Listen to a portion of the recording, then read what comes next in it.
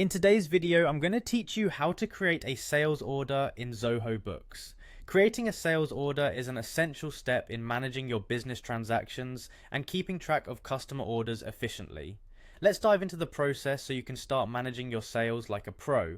First, you'll want to navigate to the Zoho Books website. Open your preferred web browser and go to zoho.com/books. This is the main hub where all your bookkeeping and accounting tasks will be handled. If you're new to Zoho or have this page bookmarked, take a moment to familiarize yourself with the layout, as it will be helpful as we move through the process. Once you're on the Zoho Books landing page, the next step is to click on the Sign In button, typically found in the upper right corner of the page. Signing in allows you access to your personalized dashboard and all of Zoho's powerful financial tools. Ensure you have your login credentials handy. After you've successfully signed in, you'll be directed to the Zoho Books homepage. This is your command center for all your accounting activities. From here you can manage invoices, expenses, and most importantly for our task today, sales orders. Take a moment to explore the home page if you're unfamiliar.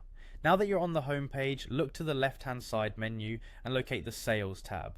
Clicking on this will expand a menu where you'll find various options related to managing sales. The Sales tab is where you'll spend a lot of time when tracking orders and processing financial documents. Next, from the expanded Sales menu, click on Customers. This section lists all your existing customers and provides options to manage customer-specific data, which is crucial for creating accurate sales orders. If you have a new customer, you can add their details here to generate their sales order for the first time. Once in the customer section, you'll want to highlight the customer for whom you wish to create the sales order.